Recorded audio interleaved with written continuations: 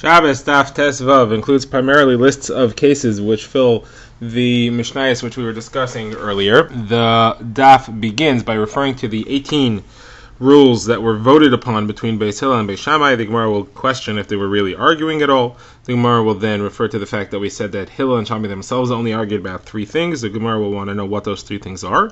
The Gemara will have a fourth and a fifth thing and explain why they're not on the list. Then the Gemara will discuss the 5 decrees which were made of later statuses of Tumah. The Gemara will begin to work through the list of the 5. The first one will be the discussion of the land outside Eretz Yisrael, that it has automatic Tumah status. The Gemara will want to know where that rule comes from, how old it is. The Gemara will have 3 historical sources for it. The Gemara will try to resolve the 3. The Gemara will say that they're in 3 different stages. And then the Gemara will talk about glassware and the fact that it counts for Tumah Midrabanan and whether it is equivalent to earthenware or to metalware. So first of all, the Gemara says, is it true that these 18 Xeris, these 18 rules were all in a disagreement between Beis Hillel and Beis Shammai until they voted upon them? It's not true. We have a brisa that says that they agreed on all of them. The Gemara answer is at first they disagreed, and after they voted, the vote was accepted by both sides, and everybody was in agreement according to the way the vote came out. Next, the Gemara says, you told me that Beis Shammai and Beis Hillel argued about these things, but Hillel and Shammai themselves were not involved in the argument. They only had 3 arguments in all of halacha. So the Gemara says, what are these 3? Now the Gemara will quote them. There are 3 Mishnayos from Maseches Idios, and also appear in other Masechtos and Shas. The first 2 concern measures.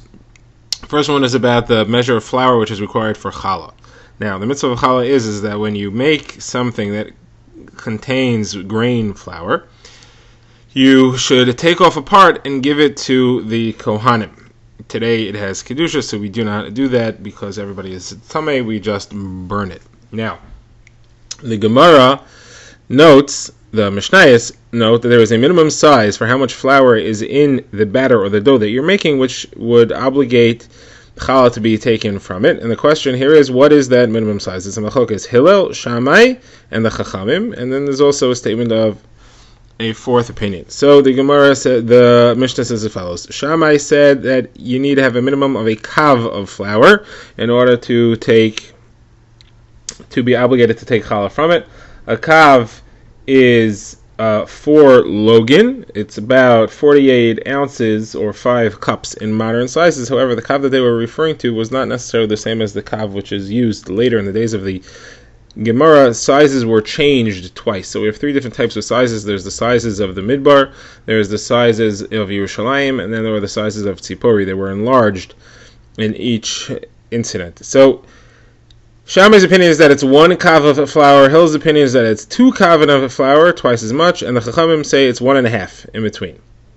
Now the Gemara notes that when they enlarged the sizes to when they were in Tzipori, and they enlarged the sizes, so the amount of flour that was required stayed the same, but the manner of defining sizes enlarged, which means that the actual size that you needed became less, because each number size was more. So then it dropped, according to the Chachamim's opinion, from 1.5 kav to 1.25 kav. Now the Gemara says that that's what most people say, but Rabbi Yossi says 1.25 kav is actually too little, and it needs to be just above 1.25 kav. Now, the Gemara here does not explain the reason for these opinions, but in short, it's based on how we calculate the amount of man that fell in the midbar. The shir challah is based on that. According to Beis Shammai, what's 1 kav of challah because it is 1 meal that the Jews had in the midbar, and the amount of man that fell was for 2 meals, so it's half the amount. According to Beis Hillel, it's the entire amount that fell in the midbar, and according to the Chachamim, Beis Hillel are correct, it's the entire amount. However, the manner of converting it is different. They calculate fractions not like Beis Hillel does. One have it milabar, one have it milagav, meaning is the fraction viewed as part of the whole when we calculate the fraction, or is the fraction viewed as separate from the whole when we calculate the fraction. And this is the first machlokas on the list of the 3 that Shammai and Hillel themselves argued about. The Gemara now quotes the next machlokas on the list of the 3 between Hillel and Shammai, and that is about how much mayim shuv and how much drawn carried water is enough to passel a mikveh entirely. The halacha is as follows: a mikveh must contain a minimum of 40 sa of water which arrived in the place that it is in naturally, either via rain and flow or spring water.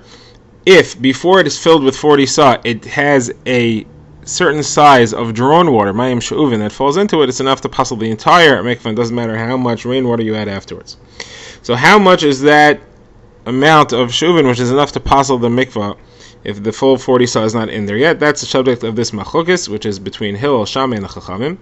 Hillel said that the amount was equal to 1 hin, which is a funny way of saying it, because hin is not a size that was used by the Chachamim, it's a size that was used of the Psukim in the Torah.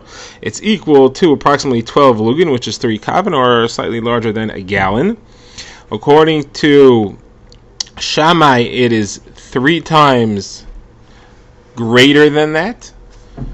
And according to the Chachamim, it's only 3 lugin, which is 1/4 of that amount, which is far less.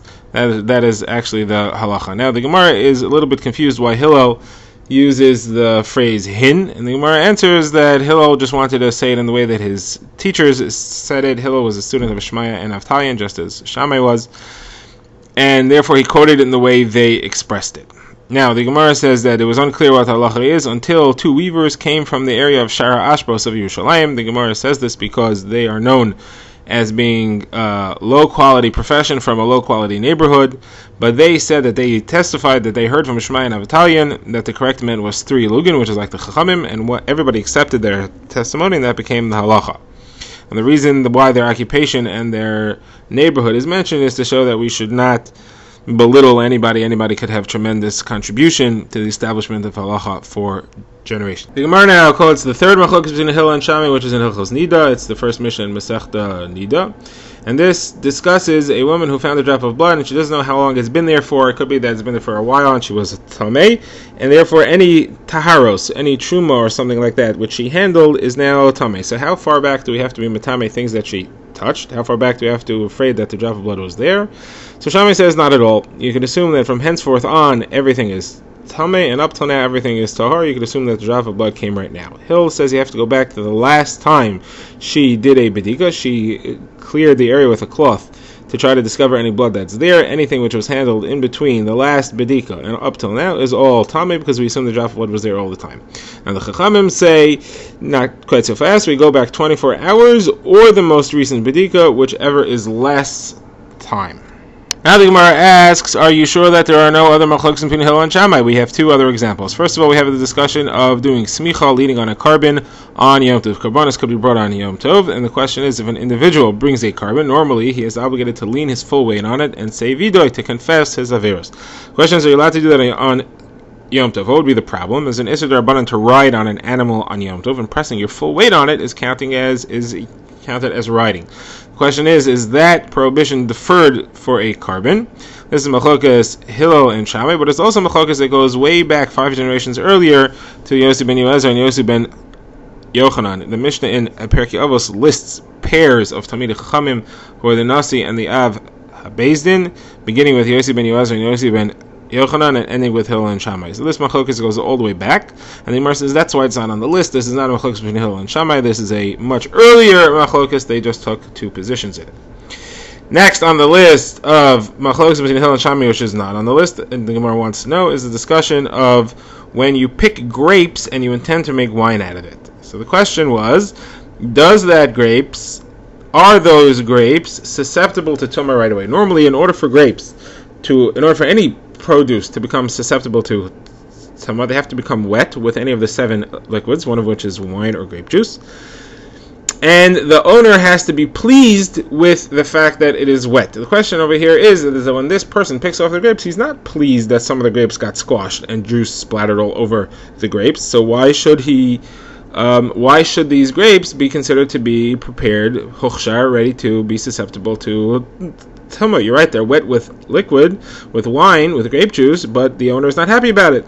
So Shammai says that it's susceptible anyway, because in the event that he picked them off and he put them into a waterproof container which catches the juice, and he's making wine out of it anyway, which was the case here, then he would be happy about it. What does he care? Some of the squeezing was already accomplished, and therefore we would make it tamei or susceptible to tumah in all cases to avoid confusion. Hillel says, no, we're not concerned about that, and therefore we do not make it susceptible to tuma, because usually the owner is not pleased with the fact that some of the grapes got crushed and the grape juice, the wine, is being lost. The Gemara's question is, why is this machlokas not on the list? And the Gemara's answer is because here Hillel did not maintain his position. Shammai argued with him, and Hillel accepted Shammai's arguments, and therefore it was not a long-term machlokas, it was a long-term argument, and therefore it doesn't make it to the list.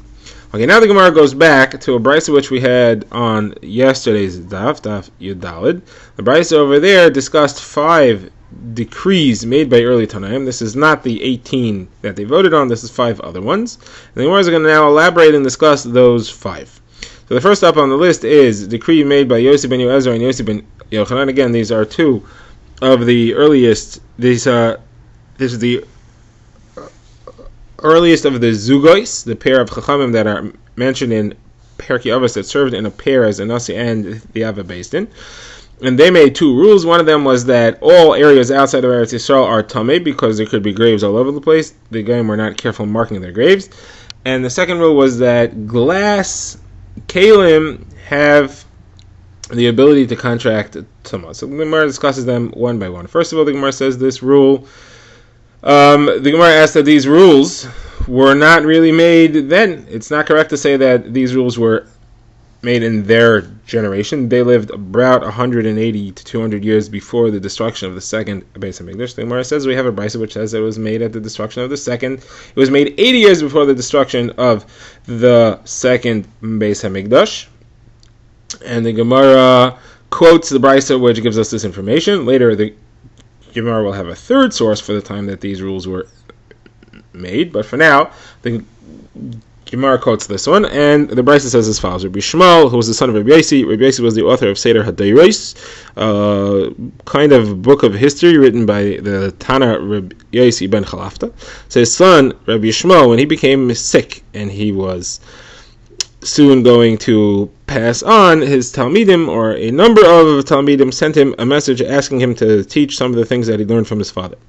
So he sent back the following thing. He said that 180 years before the Beis HaMikdash was destroyed, the Roman Empire took control over Eretz Yisrael. 80 years before the Beis HaMikdash was destroyed, the rule of Tumah on all lands outside of Eretz Yisrael was decreed. This is the source. This is what we need this for. This is the source that this rule was made 80 years before the destruction of the Beis HaMikdash, not in the times of Yossi ben Yochanan and Yossi ben Yoezer, which was 100 years earlier.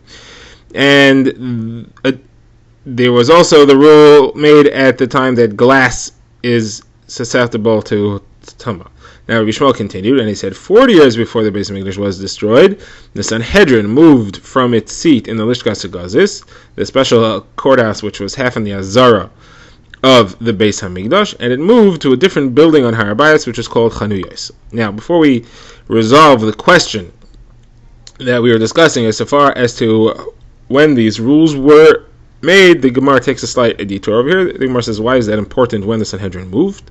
So the Gemara says, first of all, when the Sanhedrin were not in their proper seat of judgment, you could not hear cases of knossos. You cannot hear discussions of fines. You can only hear cases of actual money that is owed monetary responsibility, but monetary fines cannot be levied. So the Gemara says that's not true. They were judged even when Sanhedrin were not in their seat, as long as Sanhedrin existed. So the Gemara says, no, this is really about the Indian Fashas. You cannot judge capital cases unless the Sanhedrin were in their proper seat. And the reason why they moved was specifically for that reason. There was too much lawlessness happening, and the Sanhedrin could not judge all the crimes, and therefore they did not want to have the obligation, so they moved from their proper seat. To return to the contradiction as to when the rules of the Tumah on the lands of the Goyim and on glass was created, the Gemara first establishes a timeline here. The Gemara says you can't say that Yossi ben Yoezer and Yossi ben Yochanan lived 80 years before the destruction of the Beis HaMikdash, because we have a brisa that clearly says that Hillel and his son Shimon and Gamliel and his son Shimon lived 100 years before the destruction of the Beis HaMikdash, and they were the last of the Zugas, the last of the pairs. Yossi ben Yoezer and Yossi ben Yochanan were long before that and could not have been around 80 years before the destruction of the Beis HaMikdash. So the Gemara answers that the decree was made in stages. And the stages are as follows. First, the decree was made on the actual earth that's from the land of the Goyim itself, because it may contain a bone within it, and therefore somebody who touches it becomes tamei. A later decree was made that there may be an actual grave where you would be walking in the land of the Goyim, and therefore somebody becomes tamei, or any truma that he's carrying becomes tamei, even if he's just merely passing over it. For example, if he's riding on a horse or in a wagon, he's not actually touching the earth, but he is over its airspace, that can make the person tamei. Now the Gemara, however, spells it out as follows: the original decree made by Rabbi Yosef ben Yechon and Resi ben Yezer was made by touching a clod of earth. We were afraid there was a bone in it. Now that could not, by the way, be metame one by passing over it, but that cloud of earth is metame somebody by touching it. And the Gemara says that decree was made that the truma becomes tame vadai, meaning that we would actually burn it with the status of being certainly tame, even though all it touched was a cloud of earth, based on the assumption there is an actual bone in it. Now, 80 years before the destruction of the Beis HaMikdash, the second level decree was made, is that even if somebody passes over land of the Goyim, we would have to assume there's a grave there, and he would become tamei, and the truma that he's carrying would become tamei. However, that was not vadei tuma, that was only safek, and therefore they couldn't burn that truma. They would only make it forbidden to be eaten, but it was also not able to be burned. Now the Gemara asks that this can't be, because it can't be that the original decree went straight to the rule of burning, because we have a statement of Ilfa, who says that the rule of washing one's hands before eating, that meant straight to burning. That decree said that somebody's hands have the din of a sheni l'tuma, which we learned yesterday, and therefore they made the decree immediately that truma that he touches without washing would have to be burnt. However, all other decrees did not go straight to burning. First, they were made as a suffix that you could not eat it, and then later burning was added. So the Gemara answers, yes, okay, you're correct. The original decree was on the earth itself. If you touch earth from the land of the Goyim itself, then the truma becomes toloi, becomes suspended. You could not eat it. Later, in 80 years before the destruction of the Beis HaMikdash, the Chachamim enforced and strengthened that decree and said that it could even be burned, and it also added the extra stage that even if somebody passes over the land of the Goyim and he does not actually step on it, he also cannot eat that truma. Here it's not able to be burned yet, but just that it cannot be eaten. The Gemara now asks that you've resolved these two possible sources for when this gzeira was made, but there's actually a third source, and we will quote a Mishnah which shows that these two rules were actually created when the Sanhedrin moved to Usha, which was after the destruction of the Beis HaMikdash, many years later. Now the Gemara will quote a Mishnah that lists 6 halachos, and this is one of them, and Ula will say that this Mishnah, all these 6 halachos were made in Usha. What are these 6 halachos? There's a list of 6 things that, although they are suffix tuma, they're not actual tuma, but the Chachamim made it as if it was real tuma, and therefore you could actually burn truma that came in contact with these 6 things. What are these 6 suffix that were really considered to be vadais by the Chachamim? They're as follows. Number 1 is a beis pras, which is a field which contained a grave. Now, we're not clear here if this means that the grave was lost. We don't know where it is. You may have stepped on it if you walk through the field, or if the grave was plowed over and the bones could have been scattered all around the field. The second halacha is land that comes from outside Eretz Yisrael, which is exactly our case, and this is why this is quoted here, and this shows that this rule was made in Usha. The third halacha is the garments of an Amaret, somebody who does not know the halachas of Tumah and Tahara, and therefore it is highly possible that his wife sat on his clothing while she was in Nida, and Nida sitting on clothing makes them Tameh. The fourth is spit or saliva that's found in the street, which may have come from a zav, and therefore may be Tameh. The sixth and last is if you find urine in the street and you don't know if it's human or not, and even if it's human, you don't know if it came from a zav or not. And even if it's found near animal urine, we still have to consider it to be human and from a zav for sure. Now, all these, if somebody touched truma to these objects for sure, it's a suffix if they were tamei, but we consider it a vade and you burn the truma. Now the Mishnah says, what happened if you're not sure if your truma touched any of these things? So generally the halacha in Safek Tumah is that it depends where you are. If you're in Rosh Hashanah, it's Tam. If you're in Rosh Hashanah, it's Tahar. So here we have a machlokes what to do. Rabbi Yossi says, if you're not sure if you touched it or not, then we apply these rules, and in Rosh Hashanah, we assume that you did touch your truma to these things, and since they themselves are considered to be a vadai, it's considered to be for sure tameh, and you have to burn it. However, the Chachamim say no, not necessarily. If you're not sure if you touched it, then it stays as a suffix, and you do not have to burn the truma. And if it's in Rosh Hashanah, then it is definitely tahar. Either way, we have over here a clear source that the halacha of the land of the Goyim was said in Usha. which is much later. So the Gemara answers that actually the decree was made in 3 stages, and they are as follows. Rabbi Yossi ben Yochanan and Rabbi Yossi ben Yoazar first made a rule about the actual earth of the land of the Goyim. They didn't say anything about the airspace. 80 years before the destruction of the Beis Hamikdash, the Chachamim added airspace, but both of these so far were only a suffix tuma, not a vadai. Then, in Usha, they said that the actual earth has the status of a vadai, and therefore you would burn truma for sure. They did not say anything about the airspace. The Gemara now moves on to discuss the next on the list of the 5 decrees made by the early Chachamim. And the Gemara says that it is that glassware is susceptible to tumah. So the Gemara wants to know what kind of tumah. And here we need a brief introduction to the halachos of tumah and tahara as it applies to kalim, to objects, and it is as follows. It depends what the kli is made out of. There's a difference between earthenware, which is things that are made from clay, pottery, ceramics, and objects that are made out of metal. And they're as follows. The susceptibility, the sensitivity of metal derives from its fiber, from its material. Therefore, it doesn't matter what the shape of the metal is, it doesn't matter which part of the metal was touched, it doesn't matter if it was in its airspace or not. The metal always contracts tumah, and that tumah can be washed off by putting it in the mikveh. However, earthenware, its material has no value. The only importance that it has is its functionality. Therefore, a kli made out of earthenware only contracts tumah if it has a concave, bowl-shaped receiving a cavity. If it is flat, it has no functionality as far as that's concerned, and therefore it cannot become tummy at all. It also only becomes tummy from the inside of the concave part, not from the outside. On the inside, even if it's only in the airspace, if some tummy is suspended in the airspace of its cavity, and it also cannot become tameh, it cannot become tahor by being put in the mikvah. It has to be broken and become non-functional for its tumah to come off. Now, the Gemara therefore says, what kind of halacha does glass have? So Rabbi Yochanan says the name of Rish Lakish, it counts as earthenware because it's made from sand. So the Gemara says, if that's true, then it shouldn't be able to be put in a mikvah to clean off the tumah. The Gemara says that's not true because we have a Mishnah which clearly indicates that there is tefillah in a mikveh to remove tumah from a glass kli, because it discusses the halachos. It discusses what's a chatzit, what would block water from reaching the kli in order to make the tefillah no good. And it lists 2 types of sticky things, such as tar or myrrh.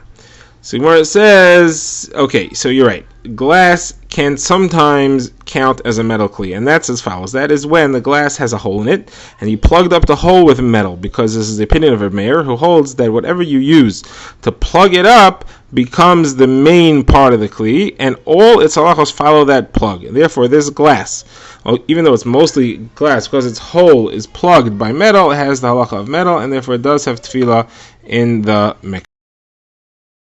Rabbi Shimon ben Gamliel quotes Rabbi Meir, who says that the glass like that has the halacha of metal, and the Chachamim say that it does not.